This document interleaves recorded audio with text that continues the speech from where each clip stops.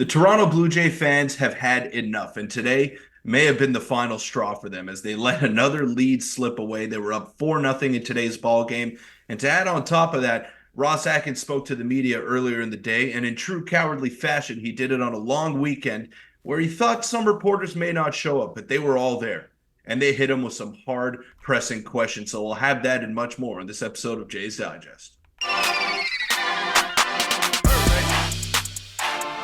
What's up, Jays fans? I'm your host, Peter Vryonis, alongside host Nick Gosse, and feels like Groundhog Day again because the Blue Jays just blew another lead. They were up 4-0 today against the Tampa Bay Rays, ended up losing 5-4. Questionable managerial decisions, questionable comments earlier in the day by Ross Atkins. Nick, today was a total dumpster fire of a day for the Blue Jays, and I mean, it's kind of like the other days that we've been witnessing as a fan of this team. It's just not getting any better. We had a stream that was pretty much negative, letting all the bad things out. And I don't know if I can find any silver linings with this team right now. Maybe Vladdy. I mean, he's looked really That's it. good, and it's great to see Vladdy hitting the ball hard and looking like he's having fun out there and impacting the game. He's been impacting the game, and he's one of my favorite players, not only in the Blue Jays, but in Major League Baseball. So it's great to see him shining again and regaining some of that confidence. But apart from that, Nick, I got nothing for you.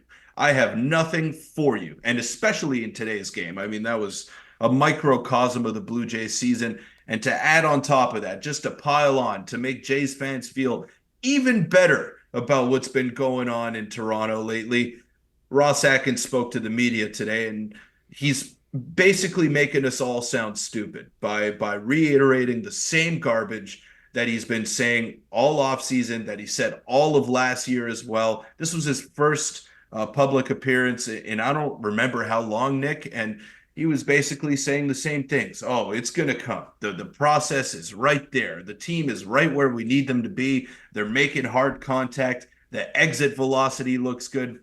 Tell you what, Ross Atkins, exit velocities don't win you baseball games. They don't. They never have. And yeah, Blue Jays are in the thick of things right now, and Ross Atkins didn't do much to help this morning. Yeah, the Jays have hit rock bottom, folks. We're at the point now where we hit rock bottom. We're 6 games below 500 for the first time since 2019, and that's kind of where we're at now. Let's break down all the comments and all that. Hit the subscribe button if you want. I'm not even going to ask you guys to in this video because the Jays are just pathetic right now. But if you want to help us and support us, do that. But Peter, there was a lot of comments, and I have a bunch of screenshots. We're going to go over them. It was the exact same things that we expected. Peter, you texted me yesterday about you basically predicting what he was going to say. You were right on the money. It kind of we'll start with what he had to say on John Schneider. He says he has been strong and steady and patient during a really, really trying time. His in-game decision-making has been really consistent. His communications with our player has been tireless. We're going to go through these in pretty quick order here, but I'm going to go back to Buck Martinez in a second. So obviously we had that. His effort's been tireless, and he said the Jays need better results soon. We have time, but the Jays record needs to start to change. We're at the quarter pole. Once you get to the halfway mark, there's not much you can do if the whole picture remains the same. And then there's also a lot more to get into, but I'm just going to leave it there. He basically goes on to say that they believe in the current group. Hazel may ask the question, what do you see are some of the encouraging signs? Because Ross Atkins said he believes in the group and there are some encouraging signs. And Hazel said, what are those signs? Exit velocities, batting average, not even batting average, deep into counts, all these things. And it just seems like the Toronto media has had enough, the fans have had enough, and Buck Martinez has had enough, which we'll get into in a second. But Peter, what are your thoughts on these quotes, on John Schneider, on the team in general, and just on, I guess, need better results soon? Yeah, no surprise there. Obviously the Jays need, or else your job is going to be on the line. Should be on the line now already. Yeah, pull up that John Schneider quote for me right there. He has been strong and steady and patient during a really trying time. Okay. I don't mind that. His in-game decision making has been really consistent. Yeah, Nick, it's been very consistent. His in-game decision making. He's kept George Springer in the leadoff spot for over 40 games, even though he's been one of the worst qualified hitters in baseball. That's pretty damn consistent, if you ask me. Keeping one of the worst hitters in baseball in the leadoff spot, night in, night out, and just watching him go 0 for 4 every night. Yeah, pretty damn consistent. Pretty consistent. And again, a few baffling decisions today, bringing in Nate Pearson in high leverage when Eric Swanson is supposed to be that guy for you. I know Swanson hasn't been good, but he's looked better in recent outings. Why'd you go out and trade one of your best hitters for him if you're not going to use him in those leverage situations? You're going to trust a guy who's been so inconsistent at the big league level. I don't even want to talk about the game today. I want to talk about these comments that we saw in the morning, Nick. It's asinine. It makes us look stupid as fans because we're all watching the same thing. I don't know about you, but I don't watch the TV and I don't watch a Jays game and think, they're headed in the right direction. This is going to turn itself around. And I guarantee you, pretty much all of our viewers don't feel that same way.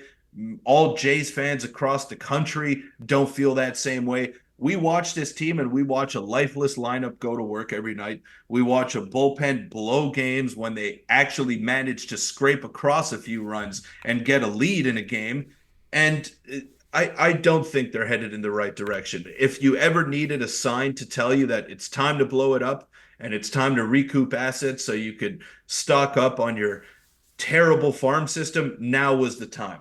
You were up 4-0 against a division rival who is not good this year. I don't think the Tampa Bay Rays are any good, but you still let them walk out of the Rogers Center with the series win today. And they came back from a 4-0 deficit. And this was it. This was the final straw for me. I'm still going to be watching the games. Don't get it twisted. But, Nick, I think now is the time for them to truly pack it in. I don't know if it could get any better from where they are right now. And don't talk to me about a good couple of weeks here. I don't even think that'll save the season the way that things have been going for them. Yeah, I mean, there's a little bit of time left. I mean, you're probably right. They're not going to do it though until the deadline at the very least, obviously, because they want to see what the thing is. But Peter, I want to bring up this point here.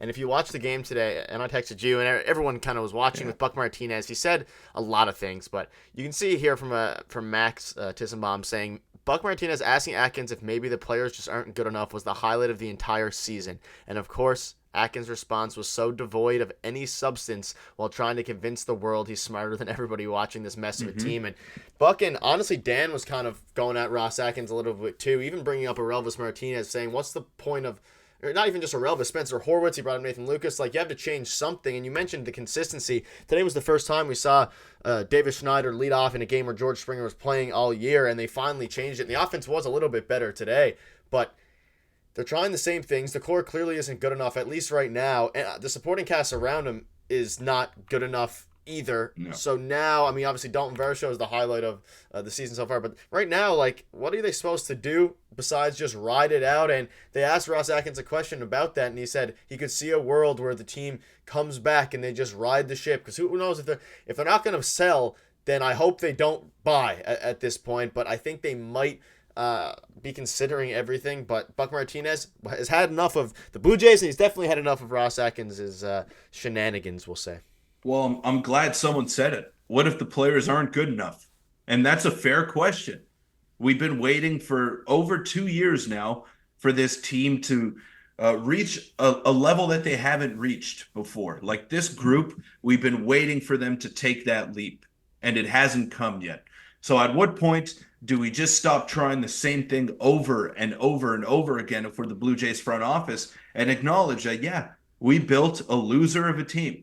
We didn't build a good enough team to compete in the best division in baseball. We didn't build a team good enough to win playoff games. When do they come to that realization? Or are they just so delusional that they don't want to make any changes? And I'll tell you what, Nick, I think it won't be long until fans stop showing up to the ballpark. The only thing that would draw me to the ballpark right now is if the Jays had a bark in the park night where they have a bunch of dogs there and I could pet some dogs instead of watching that team for 9 innings. Or loony dogs. That's the only thing that would get me to the Rogers Center right now. And I don't think it's going to happen because it's probably a hazard because it's an indoor stadium.